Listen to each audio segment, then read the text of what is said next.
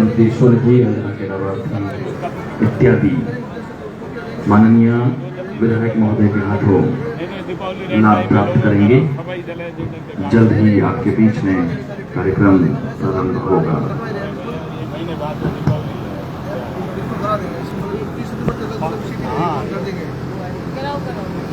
पाँच सात दिन में ही वो काम शुरू हो गया।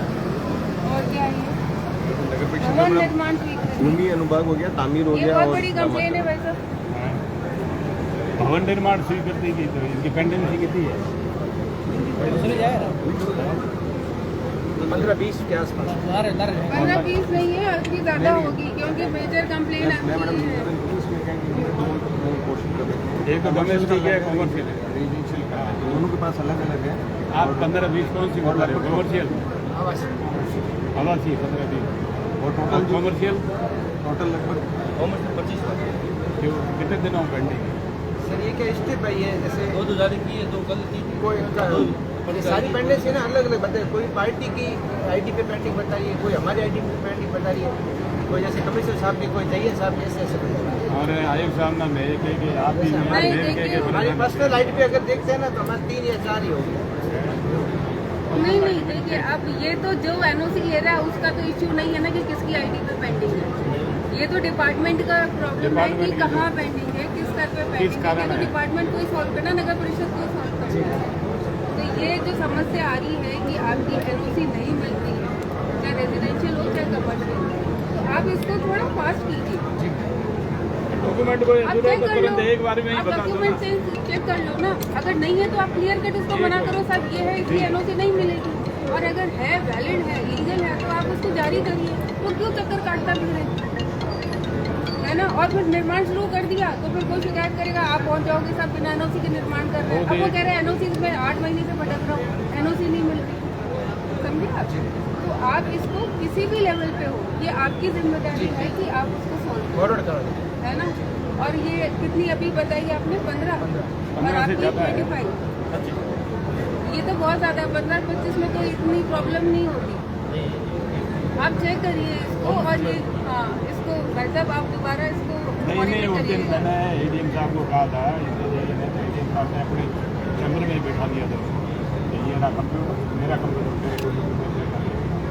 उस समय पेंडेंसी लगभग सो गया आपको। मैं यही कह और मैं सिर्फ एक बात बता रहा हूँ, MLA साहब कह रहे हम नहीं कह रहे, अगर कोई दस्तावेज पूरे एक लिस्ट दे दो, अगर वो पूर्ति नहीं करता है होता क्या अटकायट हो रहा, फिर वो बेचारा मकान बनाएगा। फिर एक जो गैंग सक्रिय है ना, मैं नाम नहीं करना चाहता हूँ, वो पहुँच जाती है और फिर बंदर बांट क्या होता है वो भी हमें मालूम है। और बांटे मत कह रहा हूँ नहीं आज आप बता दो ना कंज्यूमर को कि भैया ये डॉक्यूमेंट्स लाओ और 19 दिन निकालो उसमें। अगर आपके डॉक्यूमेंट्स कंप्लीट है तो आप उसको एनओसी दे दीजिए, और नहीं है तो उसको क्लियर कट करिए कि ये डॉक्यूमेंट नहीं है, इसलिए नहीं मिले। उसको चक्कर मत कटवाओ, उसको मजबूर मत करो कि वो बीच में किसी को पकड़े, वो नहीं चलना। ठीक है?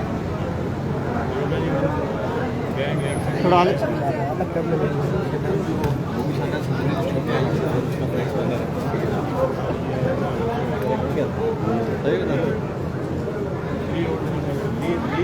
में ही है ना? लीज तो एक मुश्त भी ले लेते हो। एक मुश्त पुरानी बकाया और आगे की एक मुश्त करा तो ब्याज भी छूट है और बाकी 60% के अंदर पुरानी की लीज उसमें भी छूट है। वहाँ क्या कर रहे थे? अभी ये कितने आएंगे इसमें? वेटेशन आ रहे हैं मैडम, हम मतलब अगर आ रहे हैं प्रोसेस करें बर्थडे 10-15 तारीख तक। कल 15 आए थे, 11 जाएंगे। 11 बजे नाम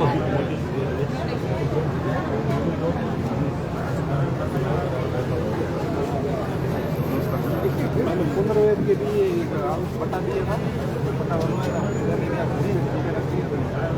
बाद काम करने मेरा एक काम हो गया तो वापस अच्छा काम हो रहा। चलो बढ़िया। अच्छा बढ़िया। किसने किया बढ़िया काम? इन्होंने। Thank you. पहली बार सुन रही हूँ कि बाड़मेर नगर परिषद ने अच्छा काम किया। चलो शुरुआत तो हुई। अच्छा कर दो, नहीं तो खोटा करे हमारे परिणाम दे। प्रधानमंत्री आवास योजना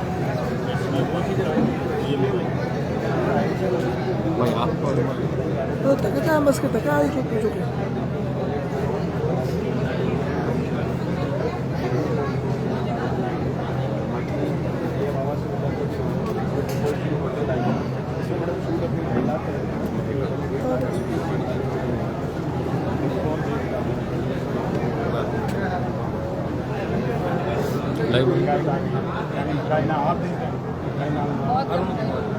शिकायतें आ रही है ना पहले नहीं 4-5 महीने तक भी आ रही।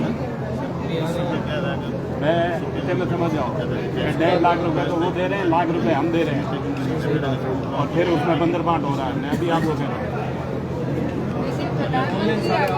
प्रधानमंत्री आवास योजना गरीबों की मदद के लिए हुए नहीं हूँ। यहाँ किसने उठ रही है, कहाँ पैसा जा रहा है, कौन ले रहा है, बाकी में मकान बना नहीं बना। देखिए बाड़मेर के अंदर आप पहले भी इसमें शिकायत आ रही है।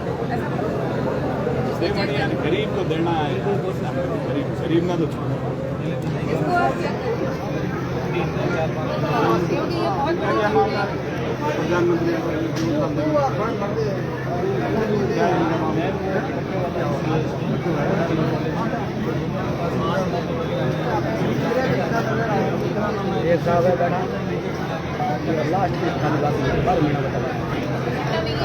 इनके क्या है कि किसका करवाया आज में इनके क्या है